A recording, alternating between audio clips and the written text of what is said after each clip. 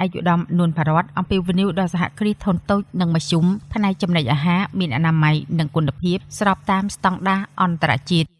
អាយុដំនួនផារតអភិបាលនៃគណៈអភិបាលខេត្តកំពង់ធំនិងអុកញ៉ាតែតាំងប៉ប្រធានក្រុមប្រឹក្សាភិបាលសម្ព័ន្ធសហគមន៍សហគ្រាសធុនតូចនិងមធ្យមកម្ពុជានិងជាប្រធានក្រុមប្រឹក្សាភិបាលសមាគមមូលនិធិសម្ដេចតេជោដើម្បីអភិវឌ្ឍសហគ្រាសធុនតូចនិងមធ្យមនៅកម្ពុជាបានអញ្ជើញជាអធិបតីក្នុងពិធីបើកសិក្ខាសាលាស្ដីពីប្រព័ន្ធគ្រប់គ្រងគុណភាពចំណីអាហារសម្រាប់សហគ្រាសធុនតូចនិងមធ្យមក្នុងគោលបំណងអភិវឌ្ឍសហគ្រាសធុនតូចនិងមធ្យមផ្នែកចំណីអាហារឲ្យកាន់តែមានស្តង់ដារនិងមានការប្រកួតប្រជែងសកលនាព្រឹកថ្ងៃទី10ខែតុលាឆ្នាំ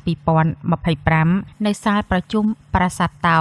ថ្លែងក្នុងអង្គសិក្ខាសាលានោះដែរឯកឧត្តមនួនផារតបានអំពាវនាវដល់សហគ្រាសធុនតូចនិងមធ្យមផ្នែកចំណីអាហារមានអនាម័យនិងគុណភាពស្របតាមស្តង់ដារអន្តរជាតិឯកឧត្តមបន្តថាសហគ្រាសធុនតូចនិងមធ្យមគឺជាកម្លាំងជំរុញដល់កំណើនសេដ្ឋកិច្ចសម្រាប់បណ្ដាប្រទេសដែលមានសេដ្ឋកិច្ចកំពុងរីកលូតលាស់ដូចជាប្រទេសកម្ពុជាយើងនិងដើរតួនាទីយ៉ាងសំខាន់ក្នុងការបង្កើតការងារបង្កើនប្រាក់ចំណូលសម្រាប់ប្រជាជនដែលមានប្រាក់ចំណូលទាបនិងងាយរងគ្រោះជំរុញកំណើនសេដ្ឋកិច្ចស្ថិរភាពសង្គមនិងរួមចំណែកដល់ការរីកចម្រើននៃវិស័យឯកជនយ៉ាងខ្លាំងឯកឧត្តមនួនផារតបានបញ្ជាក់ទៀតថាខេត្តកំពង់ធំមានសហគ្រាសធុនតូចនិងមធ្យមភាគច្រើនស្ថិតក្នុងវិស័យកសិកម្មនិងសិប្បកម្មបាននឹងកំពុងពង្រឹងសមត្ថភាពការផលិតរបស់ខ្លួនឲ្យក្លាយទៅជាសហគ្រាសធុនធំស្របតាមគោលនយោបាយរបស់រាជរដ្ឋាភិបាលជាពិសេសពង្រឹងសមត្ថភាពរបស់ខ្លួនក្នុងការអភិវឌ្ឍការងារធុរកិច្ចឲ្យកាន់តែ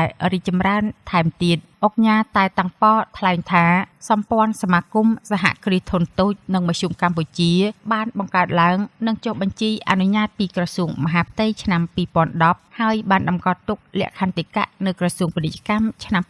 2011ហើយសម្ព័ន្ធសមាគមសហគ្រាសធុនតូចនិងមធ្យមកម្ពុជាគឺជាស្ថាប័នអព្យាក្រឹតមិនមែនរដ្ឋាភិបាលមិនប្រកាន់ពូជសាសន៍សាសនានិងនិន្នាការនយោបាយមិនធ្វើជាឧបករណ៍របស់គណៈបកនយោបាយណាមួយឡើយក្នុងនោះរួមទាំងមិនផ្ដល់ជាមធ្យោបាយសម្ភារៈហិរញ្ញវត្ថុធនធានមនុស្សដើម្បីគ្រប់គ្រងបេក្ខជនឬធ្វើជាអ្នកគ្រប់គ្រងគណៈបកនយោបាយណាមួយដែរ